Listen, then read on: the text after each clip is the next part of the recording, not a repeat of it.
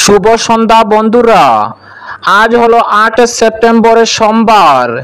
আজকের সন্ধ্যার বরাক উপত্যকার শ্রীভূমি, করিমগঞ্জ, শিলচর, হাইলাকান্দি সহ আসামের বিশেষ বিশেষ খবরগুলি হলো: শ্রীভূমি নামের প্রতিবাদে গত 6 সেপ্টেম্বর বিভিন্ন দল ও সংগঠন জেলাব্যাপী বন্ধের ডাকে বদরপুর এনসি কলেজের ছাত্রছাত্রীরা প্রতিবাদে সামিল হয়ে বন্ধকে সমর্থন জানিয়ে শ্রীভূমি নামের পরিবর্তে করিমগঞ্জের নাম দেওয়ার দাবি জানিয়ে প্রতিবাদ করলে শ্রীভূমি জেলার পুলিশ এনসি কলেজের ছাত্রছাত্রীর উপরে লাঠিচার্জ চালায়। পুলিশের এই লাঠিচার্জে 100-র বেশি ছাত্রছাত্রী আহত হয়েছেন। এনসি কলেজের শতাধিক ছাত্রছাত্রীকে পুলিশ গ্রেফতার করেছে। দুদিন পর অর্থাৎ আজ এনসি কলেজের ছাত্র মেহবুবুল আলমকে মুক্তির দাবিতে ছাত্রছাত্রীরা কলেজ প্রাঙ্গণে ধর্ণা প্রদর্শন করেন। বিস্তারিত থাকবে প্রতিবেদনে। শ্রীভূমি জেলা কমিশনারের ভূমিকায় নিন্দা জানালো নাগরিক অধিকার রক্ষা কমিটি। মেঘালয়ে অসমের গাড়ি প্রবেশে নিষেধাজ্ঞা 16 সেপ্টেম্বর থেকে। বন্যায় বিধ্বস্ত পাঞ্জাবের পরিস্থিতি দেখতে কাল পাঞ্জাব যাচ্ছেন ভারতের প্রধানমন্ত্রী নরেন্দ্র মোদী। শ্রীভূমি বন্ধকে সাধুবাদ জানালো অটোরিকশা চালক সমিতি। এখন থেকে ডেলিভারি চার্জে জিএসটি, দাম বাড়ছে অনলাইনে কেনা খাবারের। শ্রীভূমি এনসি কলেজের পড়ুয়াদের লাঠিচার্জ, কুপ্রকাশ সিপিএমের। এবং কাল উপরাষ্ট্রপতি নির্বাচন, জেনে নিন রাধাকৃষ্ণ ও দর্শনের পক্ষে ভোটের হিসাব। তাহলে বিস্তারিত খবরে যাওয়ার আগে অবশ্যই ভিডিওটিতে একটি লাইক দিয়ে চ্যানেলটি সাবস্ক্রাইব করে পাশের বেল আইকনটি বাজিয়ে রাখবেন এবং ফেসবুক পেজে দেখে থাকলে পেজটি ফলো করে ভিডিওটি শেয়ার করবেন যাতে সঠিক খবরগুলি সবার কাছে পৌঁছাতে পারি। এবার শুনুন আজকের খবরের বিস্তারিত। প্রথম খবর, শ্রীভূমি নামের প্রতিবাদে গত 6 সেপ্টেম্বর বিভিন্ন দল ও সংগঠনের জেলাব্যাপী বন্ধের ডাকে বদরপুর এনসি কলেজের ছাত্রছাত্রীরা প্রতিবাদে সামিল হয়ে বন্ধকে সমর্থন জানিয়ে শ্রীভূমি নামের পরিবর্তে করিমগঞ্জের নাম দেওয়ার দাবি জানিয়ে প্রতিবাদ করলে শ্রীভূমি জেলার পুলিশ এনসি কলেজের ছাত্রছাত্রীদের উপর লাঠিচার্জ চালায়। পুলিশের এই লাঠিচার্জে 100-র বেশি ছাত্রছাত্রী আহত হয়েছেন। এনসি কলেজের শতাধিক ছাত্রছাত্রীকে পুলিশ গ্রেফতার করেছে। দুদিন পর অর্থাৎ আজ বদরপুর এনসি কলেজের ছাত্র মেহবুবুল আলমের মুক্তির দাবিতে কলেজ প্রাঙ্গণে ধর্ণা প্রদর্শন করেছেন ছাত্রছাত্রীরা। সোমবার অর্থাৎ আজ কলেজের সামনে ছাত্রছাত্রীরা ধর্ণায় বসেন। পরিস্থিতি নিয়ন্ত্রণের জন্য কলেজের বাইরে টহলে রয়েছে পুলিশ প্রশাসন। উল্লেখ্য, গত 6 সেপ্টেম্বর ধর্মঘটের দিন বদরপুরে উত্তেজনা সৃষ্টি হয়। পুলিশ বদরপুর এনসি কলেজের ছাত্রদের উপর লাঠিচার্জ চালায়। এতে 100-র বেশি ছাত্রছাত্রী আহত হয়েছেন। শতাধিক ছাত্রছাত্রীকে গ্রেফতার করেছে পুলিশ। এর প্রতিবাদে আজ চলছে কলেজ প্রাঙ্গণে ধর্ণা। অপরদিকে শ্রীভূমি জেলা কমিশনারের ভূমিকায় নিন্দা জানালো নাগরিক অধিকার রক্ষা কমিটি। করিমগঞ্জ জেলার নাম পরিবর্তন করে শ্রীভূমি রাখার বিরুদ্ধে শনিবার জেলাব্যাপী নাগরিক কমিটির পক্ষ থেকে যে হরতালের ডাক দেওয়া হয়েছিল তার বিরুদ্ধে যে পুলিশি নির্যাতনের চিত্র ফুটে উঠেছে তার তীব্র নিন্দা জানাচ্ছি। বদরপুর কলেজের পুলিশ ঢুকে ছাত্রদের লাঠিপেটা করলো, তুলে নিয়ে গেল ছাত্রছাত্রীদের। গণতান্ত্রিক দেশে তা চলতে পারে না। এই ক্ষেত্রে জেলা কমিশনারের ভূমিকা অত্যন্ত নিন্দনীয় ছিল। একজন আইএএস অফিসারের এই ধরনের উদ্ধত আচরণ কাম্য নয়। আমরা দেখলাম শাসক দলের মদতপুষ্ট একজন লোক করিমগঞ্জ জেলা কমিশনার কার্যালয়ের সামনে শান্তিপূর্ণভাবে পিকেটিংরত স্বেচ্ছাসেবকদের উপর আক্রমণ করলো। তা গণতন্ত্রে চলতে পারে না। গণতান্ত্রিক আন্দোলন করার অধিকার প্রত্যেকেরই আছে। আজ যারা শাসক দল, কাল তারা বিরোধী দলে থাকতে পারে। সুতরাং এই কথাটা তাদের ভাবা উচিত। স্বৈরাচারী মনোভাব নিয়ে চললে একদিন তার জবাব তাদের দিতে হবে। নাগরিক অধিকার রক্ষা কমিটির পক্ষ থেকে স্বেচ্ছাসেবকদের উপর থেকে সমস্ত রকম মিথ্যা মামলা প্রত্যাহার ও জেলায় গণতান্ত্রিক পরিবেশ বজায় রাখার দাবি রাখেন নাগরিক অধিকার রক্ষা কমিটির সচিব প্রধান সাধন পুরকায়স্থ। অপরদিকে মেঘালয়ে অসমের গাড়ি প্রবেশে নিষেধাজ্ঞা 16 সেপ্টেম্বর থেকে।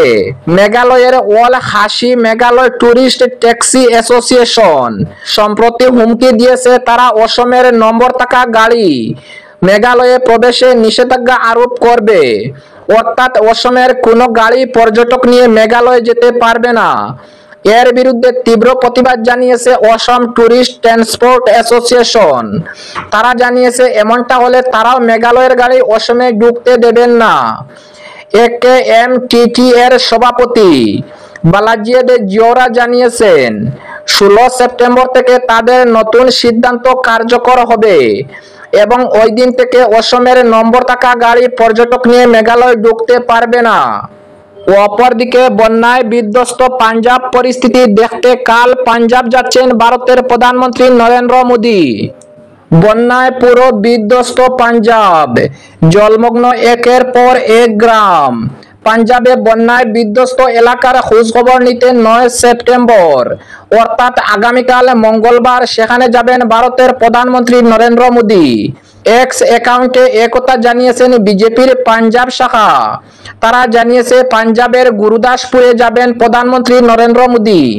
সেখানে বন্যায় বিপর্যস্ত পরিবার এবং কৃষকদের সঙ্গে কথা বলবেন তিনি, সেই মতে প্রয়োজনীয় পদক্ষেপ গ্রহণ করবেন। উত্তর ভারতে একটানা বৃষ্টির কারণে প্লাবিত হয়েছে শতদ্রু, বিপাশা, ইরাবতী সহ বহু নদী। তার জেরে জলমগ্ন পাঞ্জাবের প্রায় 2000 গ্রাম। অপরদিকে শ্রীভূমির বন্ধকে সাধুবাদ জানালো অটোরিকশা চালক সমিতি। বদরপুর চৈতন্যনগর ব্লকের অধীন উমরপুর, চাপড়া, মহাকল, হাসানপুর ও দত্তপুর জিপির অধীন বরতল বাজার, এংলা বাজার, দত্তপুর বাজার, পূর্ব দত্তপুর, আলেখারগুল, নতুন বাজার সহ ছোট বড় বাজারগুলির দোকানপাট ও যাত্রীবাহী যানবাহন চলাচল বন্ধ ছিল। করিমগঞ্জ জেলা নাম পরিবর্তনের বিরুদ্ধে সমস্ত জেলা জুড়ে বন্ধের সমর্থনে শান্তিপূর্ণভাবে দক্ষিণ বদরপুরের প্রত্যন্ত অঞ্চলের মানুষ বিভিন্ন এলাকায় প্রতিবাদ জানান। বরতল বাজার কমিটি ও অটোরিকশা চালক সমিতি, এংলা বাজার কমিটি ও অটোরিকশা চালক সমিতির সহযোগিতায় শান্তিপূর্ণভাবে বন্ধ পালিত হয়। উমরপুর জিপির পঞ্চায়েত প্রতিনিধিরা ও সদিয়ল ভিশন এনজিওর সিও পৃথক পৃথকভাবে শান্তিপূর্ণভাবে বন্ধের জন্য প্রতিটি বাজার ও কমিটি অটোরিকশা চালক সমিতির কর্মকর্তাদের ধন্যবাদ জানান। তৎসঙ্গে জেলা প্রশাসনের উদ্যোগকে সাধুবাদ জানান তারা। অপরদিকে এখন থেকে ডেলিভারি চার্জে লাগবে জিএসটি, দাম বাড়ছে অনলাইনে কেনা খাবারের। সামনেই উৎসবের মরশুম, তার আগেই জোম্যাটো, সুইগির মতো খাদ্য সরবরাহকারী সংস্থাগুলি তাদের প্ল্যাটফর্ম ফিজ বাড়িয়ে দিয়েছে, যা দেশের লক্ষ লক্ষ মানুষের জন্য খাবার অর্ডার আরও ব্যয়বহুল করে তুলবে। তবে অনলাইন খাদ্য সরবরাহকারী সংস্থাগুলির প্ল্যাটফর্ম ফিজ বাড়ানোর পিছনে বড় কারণ জিএসটি। নতুন কর কাঠামো 18% জিএসটি যুক্ত করা হয়েছে, যা খরচ আরো বাড়িয়ে দিয়েছে। ইতিমধ্যে কিছু এলাকায় সুইগি তাদের প্ল্যাটফর্ম ফিজ বাড়িয়ে 15 টাকা জিএসটি সহ করেছে। গত 3 সেপ্টেম্বর জিএসটি কাঠামো সংশোধনের ফলে ডেলিভারি চার্জের উপরে জিএসটি বসেছে, ফলে ক্রেতাদের বাড়তি টাকা দিতে হবে। ডেলিভারিতে যুক্ত গিগ ওয়ার্কারদের উপর আংশিক দায় চাপার আশঙ্কা রয়েছে। 22 সেপ্টেম্বরের নতুন জিএসটি কাঠামো চালু হবে দেশ জুড়ে। জোম্যাটো প্ল্যাটফর্ম ফিজ বাড়িয়ে 12.50 টাকা জিএসটি করেছে। ভারতে বর্তমানে তৃতীয় বৃহত্তম খাদ্য সরবরাহকারী সংস্থা ম্যাজিক পিন প্ল্যাটফর্ম ফিজ প্রতি অর্ডারে 10 টাকা করে বাড়িয়ে দিয়েছে। 22 সেপ্টেম্বর থেকে ডেলিভারি চার্জের উপর 18% জিএসটি আরোপের ফলে গ্রাহকদের উপর অতিরিক্ত চাপ পড়বে বলে অনুমান করা হয়েছে। জোম্যাটো ব্যবহারকারীদের জন্য এটি প্রতি অর্ডারে প্রায় 2 টাকা এবং সুইগি গ্রাহকের জন্য 2.6 টাকা অতিরিক্ত খরচে যোগ করেছে। ম্যাজিক পিনের মুখপাত্র জানিয়েছে তারা ইতিমধ্যে তাদের খাদ্য সরবরাহ খরচের উপর 18% জিএসটি দিয়ে আসছে। তিনি বলেন, সাম্প্রতিক জিএসটি পরিবর্তন আমাদের খরচ কাঠামোকে প্রভাবিত করবে না, তাই গ্রাহকদের উপরে জিএসটি বৃদ্ধির কোনো প্রভাব পড়বে না। আমাদের প্ল্যাটফর্ম ফিজ প্রতি অর্ডারে 10 টাকাই থাকবে, যা প্রধান খাদ্য সরবরাহকারী সংস্থাগুলির মধ্যে সর্বনিম্ন। সাম্প্রতিক সময়ে প্ল্যাটফর্ম ফিজ খাদ্য সরবরাহকারী সংস্থাগুলির জন্য আয়ের একটি নতুন উৎস হিসাবে উঠে এসেছে। এই সংস্থাগুলি একসঙ্গে ফিজ বৃদ্ধি ভারতের অনলাইনে খাবার ডেলিভারির ক্ষেত্রে বাড়তে থাকা ব্যয়ের প্রবণতাকে তুলে ধরেছে। এতে প্রশ্ন উঠেছে যে লক্ষ লক্ষ গ্রাহকের জন্য সাশ্রয়ী এবং সুবিধাজনক খাদ্য সরবরাহ কি এখন সম্ভব হবে। অপরদিকে শ্রীভূমি এনসি কলেজের পড়ুয়াদের উপর লাঠিচার্জ, ক্ষোভ প্রকাশ সিপিএম এর। করিমগঞ্জ জেলা ও শহরের নাম পরিবর্তন করে শ্রীভূমি করায় রাজ্য সরকারের অন্যায় এবং অযৌক্তিক সিদ্ধান্তের প্রতিবাদের নাগরিক কমিটির ডাকা করিমগঞ্জ জেলাব্যাপী বন্ধ ধর্মঘটকে কেন্দ্র করে করিমগঞ্জ শহর ও বদরপুর শহরে বন্ধ সমর্থনকারীদের উপর বিনা প্রচারণায় শাসক দলের কর্মীরা এবং পুলিশ বাহিনী যথাক্রমে করিমগঞ্জ ও বদরপুরে যে হামলা সংগঠিত করে, সেই হামলার হাত থেকে করিমগঞ্জ শহরকে এমনকি মহিলারাও রেহাই পাননি বলে অভিযোগ। এই অভিযোগ সিপিআইএম এর জেলা সম্পাদক পরিতোষ দাশগুপ্ত।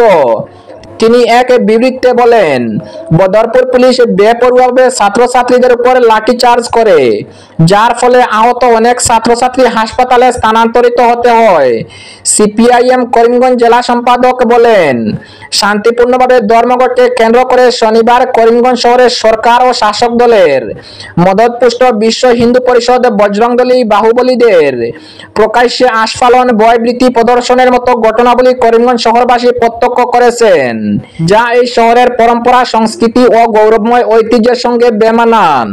দল এইরূপ ঘটনাবলী এবং শান্তিপূর্ণ গণতান্ত্রিক কার্যকলাপের উপর আক্রমণের বিরুদ্ধে ঐক্যবদ্ধ প্রতিবাদ ও নিন্দা জানাতে সর্বস্তরের নাগরিকদের প্রতি আহ্বান জানান। সরকার ও শাসক দলের হুমকি, ভয়ভীতি প্রদর্শন, সাম্প্রদায়িক বিভাজনের রাজনীতির হাতিয়ারকে উপেক্ষা করে ধর্ম বর্ণ নির্বিশেষে সর্বস্তরের নাগরিক যারা বন্ধের ধর্মঘটকে সফল করে তুলেছেন সিপিআইএম করিমগঞ্জ জেলা কমিটির তরফে, তাদেরকে ধন্যবাদ জানান জেলা সম্পাদক। এবং আজকের শেষ খবরটি, আগামীকাল উপরাষ্ট্রপতি নির্বাচন, জেনে নিন রাধাকৃষ্ণ ও দর্শনের পক্ষে ভোটের হিসাব। প্রাক্তন উপরাষ্ট্রপতি জগদীপ ধনখড়ের উত্তরসূরি নির্বাচন মঙ্গলবার অর্থাৎ আগামীকাল। তার আগেই দেখুন দুই প্রার্থী বি সুদর্শন ও সিপি রাধাকৃষ্ণনের মধ্যে কে কত ভোটে এগিয়ে রয়েছে। আর মাত্র একদিন পরেই ভারতের উপরাষ্ট্রপতি নির্বাচন। বাদল অধিবেশনের প্রথম দিনেই শেষে হঠাৎ করে উপরাষ্ট্রপতি পদ থেকে পদত্যাগ করেছেন জগদীপ ধনখড়। তার কারণেই এই অকাল নির্বাচন। উপরাষ্ট্রপতি ক্ষমতাসীন বিজেপির নেতৃত্বাধীন এনডিএ জোটের প্রার্থী সিপি রাধাকৃষ্ণন, অন্যদিকে ইন্ডিয়া জোটের প্রার্থী সুপ্রিম কোর্টের প্রাক্তন বিচারপতি বি সুদর্শন রেড্ডি। দুই প্রার্থী দক্ষিণ ভারতের প্রতিনিধি। তাই এবার রাষ্ট্রপতি নির্বাচনে দক্ষিণ বনাম দক্ষিণের লড়াই। সিপি রাধাকৃষ্ণন দীর্ঘদিন বিজেপির নেতা ছিলেন। বর্তমানে তিনি মহারাষ্ট্রের রাজ্যপাল। অনেক দিন থেকেই রাষ্ট্রীয় স্বয়ংসেবকের সঙ্গে সঙ্গে যুক্ত তিনি। রাধাকৃষ্ণনের 2004 থেকে 2007 সাল পর্যন্ত তামিলনাড়ুর বিজেপির রাজ্য সভাপতির দায়িত্বে ছিলেন। সুদর্শন রেড্ডি ভারতীয় আইনবিদ। তিনি 2007 সাল থেকে 2011 সাল পর্যন্ত ভারতের সুপ্রিম কোর্টের বিচারক ছিলেন। অন্ধ্রপ্রদেশের বাসিন্দা। দীর্ঘদিন ধরেই তিনি কংগ্রেসের সঙ্গে যুক্ত। বিরোধীদের জন্য এই নির্বাচনগুলি মূলত 2017 এবং 2022 সালের উপরাষ্ট্রপতি নির্বাচনের মতোই, যেখানে প্রতিযোগিতাটি ছিল প্রতীকী। ইন্ডিয়া ব্লকের উপরাষ্ট্রপতি প্রার্থীর জন্য সংখ্যাগুলি কিভাবে জরিপ করা হয়েছে। লোকসভা ও রাজ্যসভার সদস্যরাই উপরাষ্ট্রপতি নির্বাচন করেন। দুই কক্ষের সদস্য সংখ্যা 787 জন। একজন প্রার্থীর জয়ের জন্য কমপক্ষে 394টি ভোটের প্রয়োজন। বিজেপি প্রার্থীর পাশে রয়েছে 422টি ভোট, যেখানে ইন্ডিয়া জোটের পাশে রয়েছে 300টি ভোট। তাই ভোট যুদ্ধে অনেকটাই পিছিয়ে রয়েছে বি সুদর্শন। যদিও উপরাষ্ট্রপতি নির্বাচনে আসাদউদ্দিন ওয়াইসি কংগ্রেস প্রার্থীকে সমর্থন করবে বলে জানিয়েছেন।